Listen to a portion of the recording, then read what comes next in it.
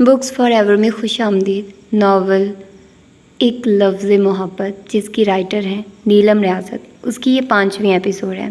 तो आइए जल्दी से स्टार्ट करते हैं इस एपिसोड को।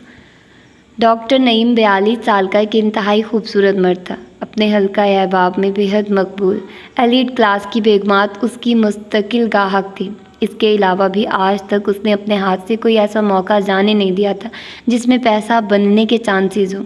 उसका भाई, छोटा भाई डेंटिस्ट था। एक ही जगह पर दोनों ने मिलकर बहुत ही पुरशिकवा ऑफिस बनाया हुआ था। आज हर वो कारोबार कामयाब नज़र आता है जो आम आदमी की पहुंच से बाहर होता है। फिर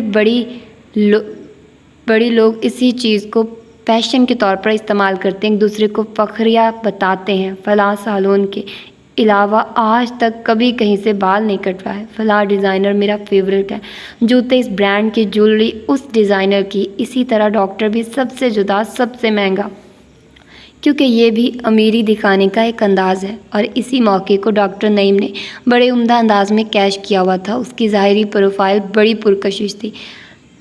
बिलियनियर खूबसूरत मर्द होने के बावजूद उसने अभी तक शादी नहीं की थी, और शराफत का सबसे बड़ा सबूत ये था कि आज तक किसी लड़की के साथ उसका कोई अफेयर तक ना देखने में आया, क्योंकि वो पूरी तरह से अपने काम के साथ मुखलिस था।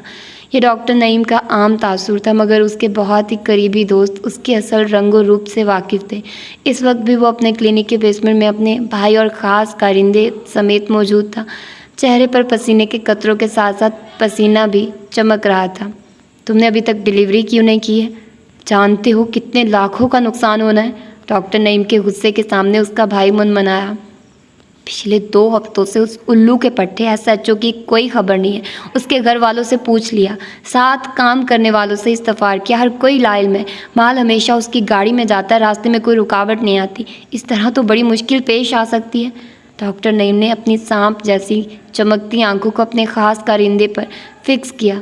उसके घर पर फायरिंग करवाओ। अगर हमें धोखा देने को कहीं रपोश है तो फ़ौरन मंजर पर आएगा। मुझे अपना नुकसान किसी सूरत मंजूर नहीं है। जैसे भी हो इस काम को मुमकिन बनाओ, वरना अपनी मनहूस शक्लें लेकर मेरे सामने मत आना। और हाँ, वो जो नया लड़का था मोती, वो कैसा जा रहा है? मोती के नाम पर वसीम के होंठों पर मुस्कुराहट दौड़ गई। उसने कुछ नई वीडियोज़ एडिट की हैं, आप देखेंगे तो दिल खुश हो जाएगा। हमें 25% का मुनाफा हुआ है। उसको खुश रखना, तनख्वाह में भी इजाफा करो, वो हाथ से नहीं जाना चाहिए। उसकी कोई कमज़ोरी ढूंढो ताकि वक्त आने पर इस्तेमाल कर सके। मैं उस पर सारा काम कर चुका हूँ, उसका आगे पीछे कोई नहीं है। कहीं दिल विल लगाया हुआ है, उसी के पीछे हर वक्त तवज्जो से काम करता है। कहता है अपने लिए एक बड़ा सा घर बनाएगा जिसमें बीवी बच्चों के साथ ज़िंदगी गुजारेगा। उसके बारे में बाकी सब तो ठीक है, मगर वो सिगरेट बहुत पीता है। दूसरा, उसने कोई 10 कमेटियाँ डाली हुई हैं। इधर तनख्वाह लेता है, उधर कमेटियों पर खर्च करके खाली हो जाता है। हमें इसे क्या कमेटियों पर लौटाए या चाहे दरिया में बहाए, जब तक हमारा काम करता रहे तुम उसको नवाजते रहो। ऐसे काबिल अक्ल के अंधे लोग हम जैसों के लिए नायाब होते हैं। आज हर हाल में एसएचओ का सुराग निकालो, वो हो जाएगा। बस एक इजाज़त चाहिए थी। डॉक्टर नईम अपना कोट पहनकर निकल रहा था, मगर दरवाजे के करीब रुका।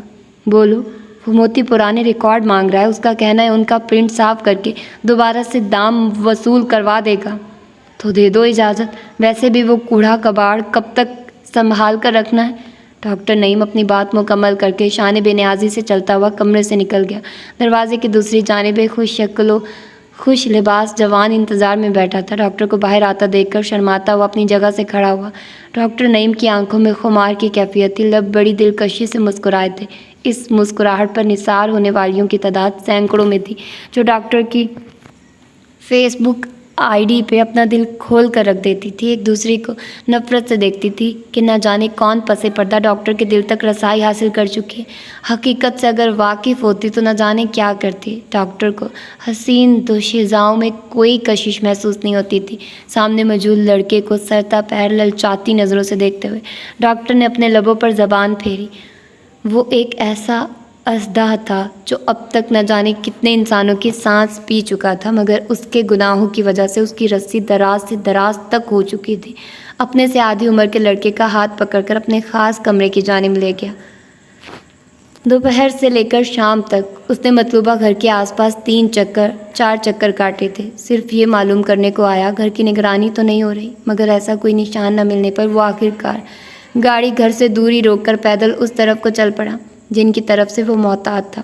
इतना तो उसको यकीन था सामना होने पर वो उसको पहचान न पाते, मगर वो फिर भी किसी के आमने सामने आना नहीं चाहता था। काले रंग के शलवार सूट के साथ पेशावरी चप्पल पहने, कंधे पर 10 किलो वाला गैस सिलेंडर उठाया, वो गुनगुनाता हुआ चल रहा था। ये अलग बात गा क्या रहा है, बड़ी गौर से सुनने पर भी समझ नहीं आना था। गेट की बेल बजाने के साथ ही वो ऊंची ऊंची बोलने लगा, ओ सरकार, दरवाज़ा खोलो, मैं सिलेंडर भरवा लाया हूँ। आज मैंने पैसे लिए बगैर वापस नहीं जाना, मुझे पहली सारी रकम भी आज ही चाहिए है। गेट चौकीदार ने खोला और चेहरे पर उलझन लिए बोला, ओए कौन हो तुम और कहाँ आना चाह रहे हो? तुम अपनी बेगम साहब को बुलाओ, मुझे उन्होंने बुलाया है। इधर रुको, मैं अंदर पता करके आता हूँ। चौकीदार अंदर चला गया। बाहर खड़े आदमी ने गली में दोनों तरफ नज़र डाली और सिलेंडर उठाए ही चौकीदार के पीछे दहलीज पार कर गया। अंदर दाखिल होते ही उसने सिलेंडर उतारकर एक तरफ रखा, गेट अंदर से बंद किया। चौकीदार मुतवज्जे होकर अपनी बंदूक उस पर सीधी करते हुए ललकार कर बोला, उधर ही रुक जाओ वरना अभी खोपड़ी उड़ा दूंगा। सामने वाले ने अपने दोनों हाथ ऊपर को उठाए और मुस्तहकम लहजे में बोला, मैं सिक्योरिटी से हूँ, मेरी जेब में मेरा बैज मौजूद है, अगर चाहो तो निकाल कर देख लो। मुझे SHO के घर वालों से बात करनी है। बेहतर यही है मेरा वक्त ज़ाया ना करो, एक तरफ हट जाओ। जब तक मैं अंदर हूँ तुम बाहर नज़र रखो। मैं कैसे यकीन कर लूँ कि तुम सच बोल रहे हो?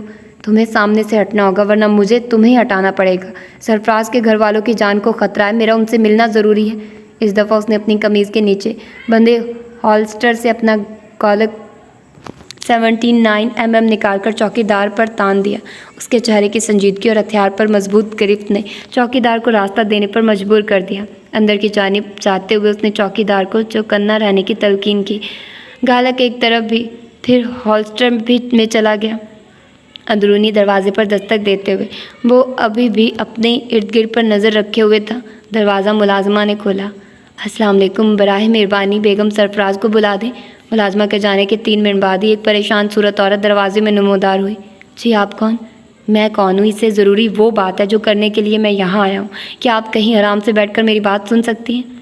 देखिए मेरे मियाँ की कोई खबर नहीं, इतने दिनों से उनके इदारे ने खामोशी इख्तियार की हुई है। ऊपर से न जाने कैसे कैसे मशकूक लोग मेरे दरवाजे पर आकर मुझसे सवालों जवाब कर रहे हैं। घर पे मेरे जवान बच्चे हैं, मैं कैसे किसी ऐसे आदमी को अपने घर घुसाने दूँ जिसको आज से पहले देखा तक ना हो?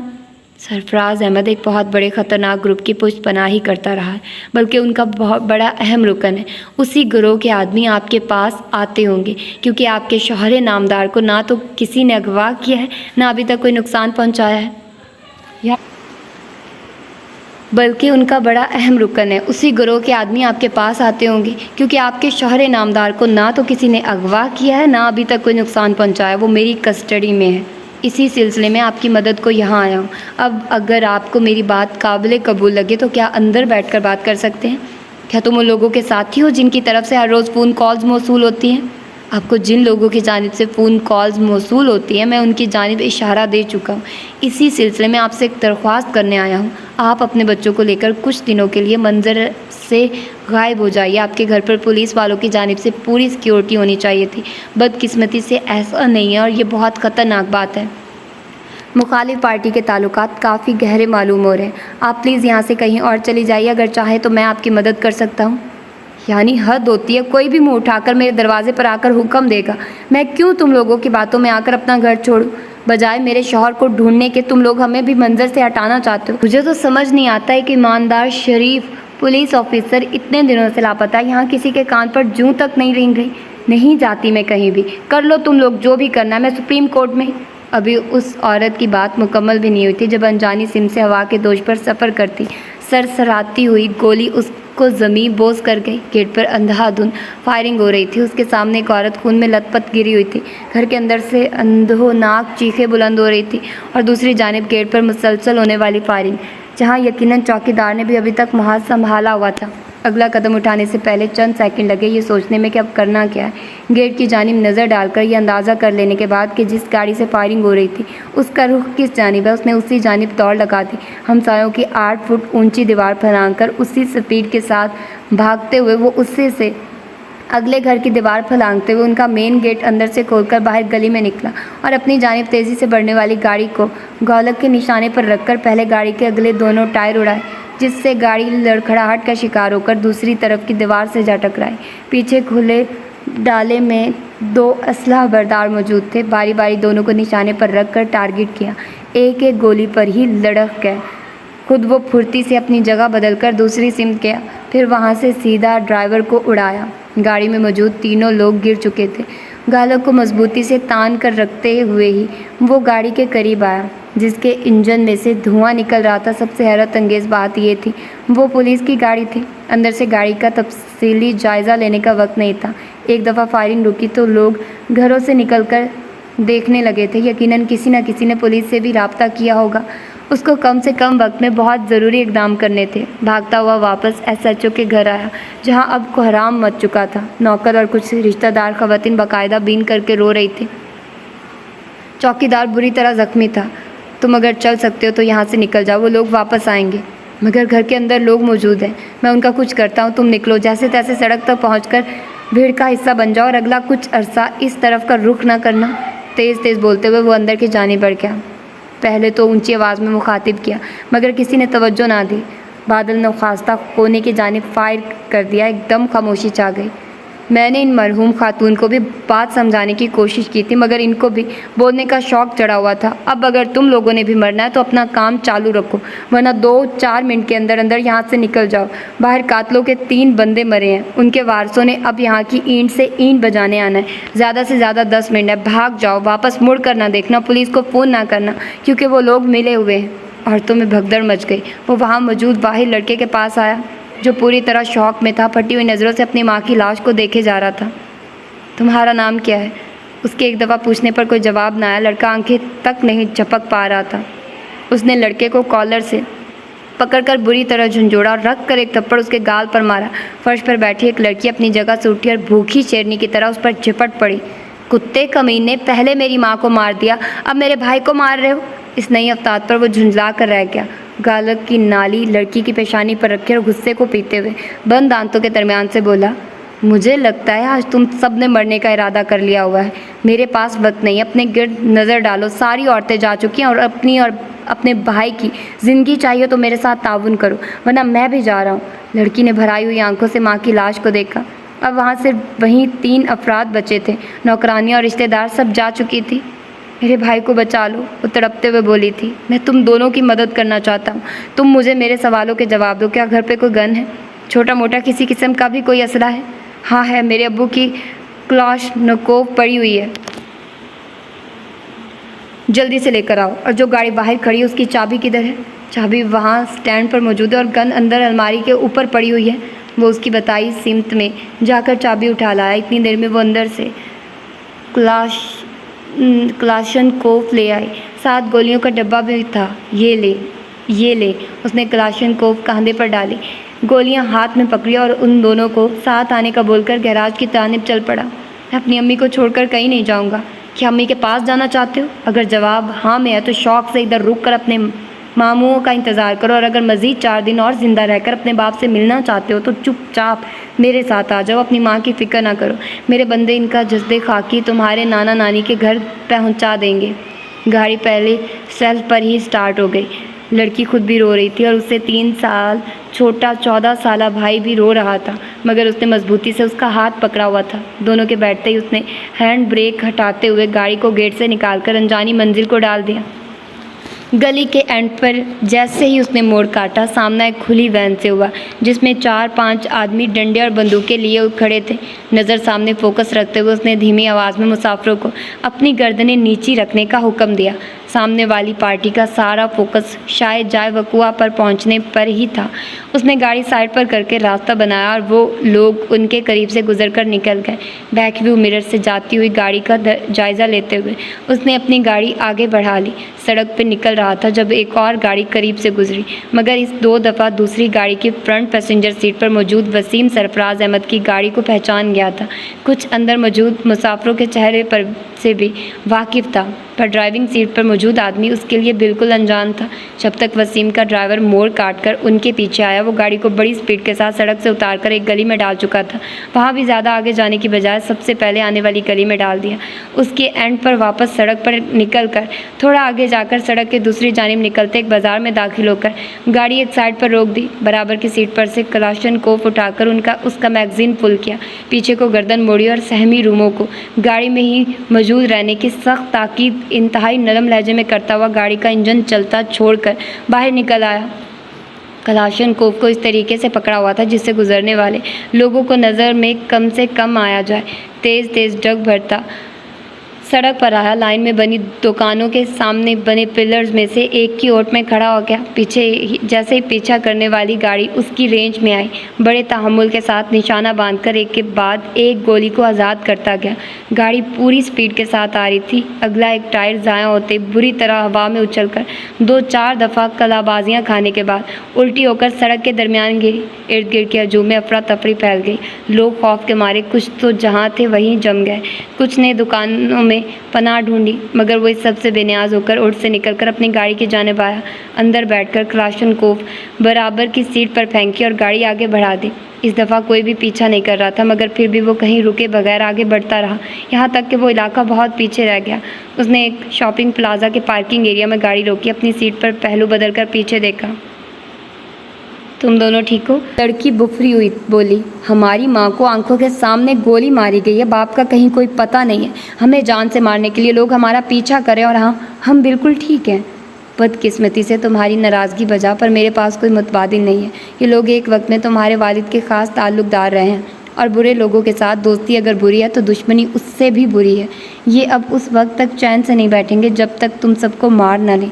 इसलिए अगर तुम दोनों चाहते हो कि मैं तुम्हारी मदद करूं, तुम्हें मेरा साथ देना होगा। मगर ये हमें मारना क्यों चाहते हैं? हम तो इनको जानते तक नहीं हैं। तुम्हारे वालिद तक रसाई के लिए तुम्हें इस्तेमाल करना चाहते हैं। तुम्हारा नाम क्या है? पूछा उसने लड़के से था, मगर जवाब इस दफ़ा भी लड़की ने दिया। ये अरसलान है और मेरा नाम मरियम है। मरियम, तुम अपना स्कार्फ अच्छी तरह लपेट लो, दोनों अपनी निगाहें नीची रखना और खामोशी से मेरे पीछे चलते आओ। उसने कलाशनकोफ को सीट के नीचे छुपाया और गाड़ी से निकल गया। अरसलान और मरियम ने भी उसकी तलकीद की। प्लाजे से निकलकर वो उनको लेकर न जाने किन गलियों और बाज़ारों से घुमा फिरा कर एक तंग गंदी सी गली में ले आया। एक दरवाजे पर दस्तक दी। 2 मिनट बाद दरवाज़ा खुला। मुनीर ने हैरत से अपने बॉस को देखा। सर, आप इस वक्त अंदर आने दोगे या इधर ही गर्मी में मारोगे? ओह, आइए प्लीज़। अंधेरे में मुनीर की नज़र में अरसलान और मरियम नहीं आए, मगर जब वो लोग घर के अंदर दाखिल हुए, मुनीर की आंखों में कहीं सवाल जागे, जिन्हें वक्ती तौर पर पसे पुश डालकर अपने पीछे दरवाज़ा मजबूती से बंद करता मेहमानों के पीछे अंदर आ गया। मरियम और अरसलान कमरे में कदम रखते ही हैरत का शिकार हुए, क्योंकि बाहर से इमारत की जो हालत थी और ख़ास कर जिस गली और मोहल्ले में वो लोग मौजूद थे, वहाँ कोई ऐसी लग्जरी वाली ज़िंदगी का सोच भी नहीं सकता था। अंदर का सारा इंटीरियर इंतहाई हाई क्लास की तर्ज पर किया गया हुआ था। ऐसा मालूम होता कमरे के बाहर और अंदर दो बिल्कुल अलग जहान आबाद हैं। बाहर से मालूम होता ऊंचे ऊंचे घरों के दरमियान एक छोटा सा घर मौजूद है। वक्त के साथ साथ जो ऊपर आने की बजाय ज़मीन में धंसता जा रहा है। खिड़कियों के फ्रेम से अंदाज़ा लगाया जा सकता था कुल 4 कमरे हैं, मगर ऐसा नहीं था। अंदर सारा मकान ओपन एयर था, जहाँ kitchen, bedroom, gym, lounge, library, हर सहूलत मौजूद थी। 50 इंच की LCD स्क्रीन पर सरीना विलियम टेनिस खेलती नज़र आ रही थी। मुनीर ने एक दफ़ा फिर दरवाज़ा बंद किया। आप लोग कुछ खाएं पियेंगे? उसके बॉस ने रिमोट उठाकर लोकल न्यूज़ चैनल लगाते हुए मरियम और अरसलान को मुखातिब किया। बच्चों, उधर किचन में खाने की हर चीज़ मौजूद होगी, पहले मुँह हाथ धोकर फ्रेश हो जाओ। वो पीछे की जानिब वाशरूम है। उधर बेडरूम की अलमारी में कपड़े भी मौजूद होंगे। अपना ही घर समझो, पुरसुकून होकर बैठो, अब कोई खतरे वाली बात नहीं है। मरियम की टांगें बुरी तरह दुख रही थी। वो तो बगैर कुछ कहे मुंह धोने को वॉशरूम चली गई। अरसलान फ्रिज की तरफ बढ़ गया। वापस आया तो हाथ में आइसक्रीम का बॉक्स, प्लेट में रखे 3 सैंडविच और कोला की 1.5 लीटर की बोतल, सब चीज़ें गोद में लेकर सोफे पर फैलकर बैठ गया। मुनीर ने बॉस को देखा और धीरे से बोला, कौन है ये भूखा गीदड़? खबरें नहीं देखी हैं? नहीं, अभी तो ऑफिस से आया हूँ। आप गायब किधर थे? फ़ोन तक नहीं उठाया। मेरा फ़ोन बंद था, मैं SHO के घर गया था। अब के मुनीर चौंका, तो आप उस सारे ड्रामे से वाकिफ़ हैं। मैं आपको बताने की खातिर न जाने कितनी देर फ़ोन पे खपता रहा हूँ। ये SHO के बच्चे हैं, उसकी बीवी का इंतकाल हो गया है। ओह, ये तो बुरा हुआ। कहीं माल रोड पे होने वाली फायरिंग में आप तो मुलव्वस नहीं?